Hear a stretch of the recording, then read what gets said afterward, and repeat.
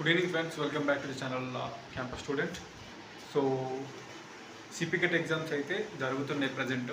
చాలామంది ఎగ్జామ్స్ రాస్తారు. So nearly 60,000 plus 70,000 దాకా రాస్తారు సిపికెట్ ఎవ్రీ ఇయర్.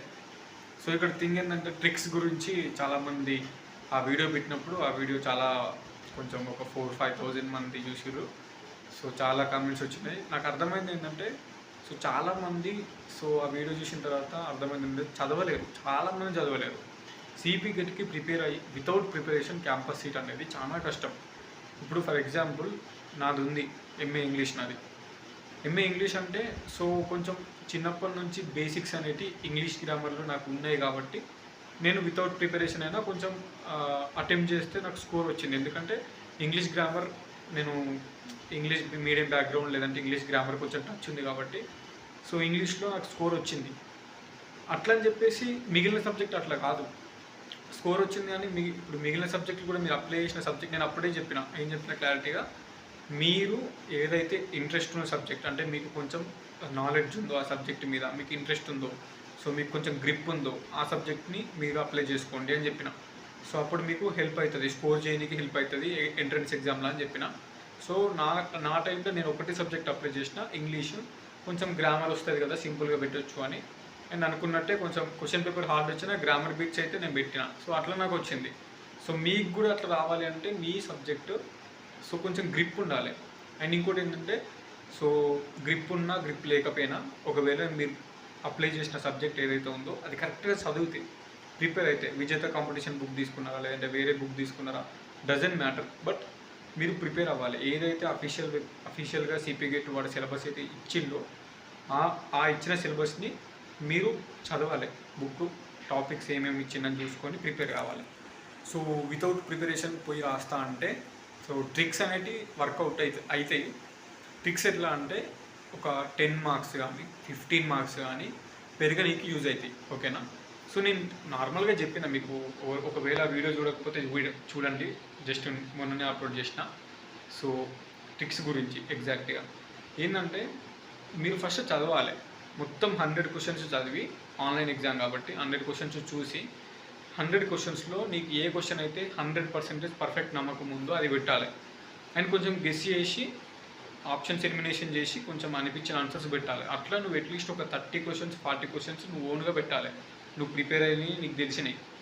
సో తర్వాత నీకు అస్సలకే ఐడియా లేని క్వశ్చన్స్ ఒక 15 16 ఉంటే ఆ 50-60 క్వశ్చన్స్ని నేను చెప్పినట్టు చేస్తే అప్పుడు మీకు అవి ఒక 10 మార్క్స్ 15 మార్క్స్ తలుగుతాయి. సో అట్లా చెప్పిన నేను, అది మీకు హెల్ప్ అవుతుంది.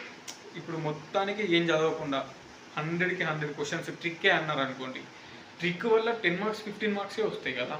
నువ్వు 100 క్వశ్చన్స్ ట్రిక్కే పెడితే నీకు 10-15 మార్క్స్ 20 మార్క్స్ వస్తాయి అంతే. ఒక OBC candidate OC candidate qualify కావాలంటే 25 మార్క్స్ మినిమం రావాలి. ఎస్సీ ఎస్టీకి 25 మార్క్స్ లేవు, బట్ ఓబీసీ ఓసీ అయితే 25 మినిమం మార్క్స్ రావాలి. సో మీరు మినిమం క్వాలిఫై కూడా కాకపోవచ్చు, మొత్తం ట్రిక్ యూజ్ చేస్తా అంటే 100కి 100 క్వశ్చన్లు నువ్వు గుడ్డిగా అన్నీ పెట్టేస్తే నీకు మహా అయితే 10 15 20 వస్తాయి అంతే. క్యాంపస్ సీట్ వచ్చేంత రావు. ప్రిపేర్ అవ్వాలి, మీరు చదివింది పెట్టాలి. మీరు పెట్టిన దానికి ఎక్స్ట్రా ఒక 10-15 మార్క్స్ రావాలనుకుంటే నా ట్రిక్ యూజ్ అవుతుంది. ఎందుకంటే నాకు ఒక 12-13 మార్క్స్ అట్లా యాడ్ అయినాయి కాబట్టి, అంటే కలిసినాయి కాబట్టి నేను చేసినట్టు చేస్తే చెప్పిన. ఇప్పటికైనా కొంచెం ప్రిపేర్ అవ్వాలి టైం ఉన్నోళ్ళు. One more important thing, previous year papers అనేవి మీరు చూడండి. సో నేను వీడియో పెట్టిన ఫస్ట్ డే ఎగ్జామ్ రాసిన వాళ్ళు కింద కామెంట్ పెట్టారు మీ ఎక్స్పీరియన్స్ అని. అందులో ఒక కామెంట్ వచ్చింది ఏంటంటే క్వశ్చన్స్ అనేవి చాలా రిపీట్ అయినా ఉన్నా, ఒక 5-6 క్వశ్చన్స్ సంథింగ్. నాకు వెళ్ళిన వాళ్ళని కూడా అడిగిన, ప్రీవియస్ ఇయర్ పేపర్స్ రిపీట్ అవుతున్నాయి. కంపల్సరీ క్వశ్చన్స్ మీ సబ్జెక్ట్లో కూడా ప్రీవియస్ ఇయర్ పేపర్స్ రిపీట్ అవుతాయి. నేను ఏదైతే ప్రీవియస్ ఇయర్ పేపర్స్ గురించి ఒక వీడియో చేసినో ఒక 2 days బ్యాక్, చూసి ఆ లింక్ ద్వారా మీ previous last 5 years question papers అన్ని ప్రీవియస్ క్వశ్చన్ పేపర్స్ చూడండి. విత్ ఆన్సర్స్ అందులో ఉంటాయి. విత్ ఆన్సర్స్ ఉన్నాయి నేను పెట్టిన వీడియోలో, ఆ లింకులో ఉంటాయి. ఆ లింక్ ఓపెన్ చేసి లాస్ట్ 5 years ప్రతి ఒక్కటి చూసుకోండి. అది ఏ యూనివర్సిటీ అయినా. కొంతమంది అడుగుతారు నీ సబ్జెక్టే కదా, ఇప్పుడు నీ సబ్జెక్ట్ అయినా వేరే వేరే ఏదన్నా ఏపీలో సిపికెట్ కానీ లేదంటే వేరే యూనివర్సిటీకి సంబంధించిన ఎంట్రన్స్ ఎగ్జామ్స్ నీ సబ్జెక్ట్ దొరికితే అవి కూడా చూసుకో. నీ సబ్జెక్టే, అందులోంచి కూడా క్వశ్చన్స్ రావచ్చు ఇక్కడ. అండ్ మన సిపికెట్ last 5 years previous year papers నేను వీడియో చేసిన 2 days బ్యాక్. సో ఎవరైనా చూసుకోకపోతే ఆ 5 questions సారీ ఆ 5 ప్రీవియస్ పేపర్స్ చూసుకొని 5 ప్రీవియస్ పేపర్స్ సబ్జెక్టు కూడా కొంచెం చదువుకోవాలి. ఓకేనా, సబ్జెక్టు కూడా కొంచెం చదువుకోకపోతే అది ఎటు కాకుండా అవుతుంది. సో అది అంతకు మించి నేను ఏం చెప్పలేను. ప్రీవియస్ పేపర్ చూసుకుంటే ఒక 4-5 క్వశ్చన్స్ రిపీట్ అయ్యే ఛాన్స్ ఉంది. అండ్ నెక్స్ట్ వచ్చేసి కంటెంట్ అనేది మీకు చదువుకోవాలి. సో లాస్ట్కి అంత అయిపోయిన తర్వాత ట్రిక్ యూజ్ చేయాలి. ఒక 50-60 క్వశ్చన్లు మీకు మొత్తానికి తెలియని క్వశ్చన్లకు ట్రిక్ యూజ్ చేస్తే అప్పుడు హెల్ప్ అవుతుంది క్యాంపస్ ఇట్టడానికి. సో హ్యాండ్ పెయిన్ వస్తుందని ఇటు సైడ్ పట్టుకున్నా. ఎనీవే, సో అంతకు మించి నేను ఏం చెప్పలేను మీకు. So CP get paper previous year paper చూసుకొని, మోడల్ పేపర్స్ చూసుకొని, కంటెంట్ కంపల్సరీ కొంచెమన్నా చదువుకొని కంటెంట్ చదివిన తర్వాత ప్రీవియస్ ఇయర్ పేపర్ చూసిన తర్వాత కొంచెం అటెండ్ చేస్తే ఇంకా ఇప్పటికైనా లాస్ట్ ఇంకో 1 వీక్ 6 డేస్ 5 డేస్ ఛాన్స్ ఉన్న వాళ్ళు జస్ట్ ఒక రోజులో previous year papers model papers అన్నీ చూసుకోవచ్చు. అండ్ మిగిలిన డేస్లో సిపి గెట్ వాడు ఇచ్చిన అఫీషియల్ ఇచ్చిన వెబ్సైట్లో ఇచ్చిన సిలబస్ మొత్తం కాకపోయినా అట్లీస్ట్ సగం సిలబస్ సగం టాపిక్స్ అన్నా కొంచెం చూసుకోండి. బుక్స్లో మీ డిగ్రీ బుక్స్ కావచ్చు, లేదంటే విజేత కాంపిటీషన్ కావచ్చు, వాటికి అయిన తర్వాత అవే వస్తాయి. ప్రీవియస్ ఇయర్ పేపర్స్లోకి వెళ్ళి ఒక 4-5 క్వశ్చన్స్ రిపీట్ అయ్యే ఛాన్స్ ఉంది.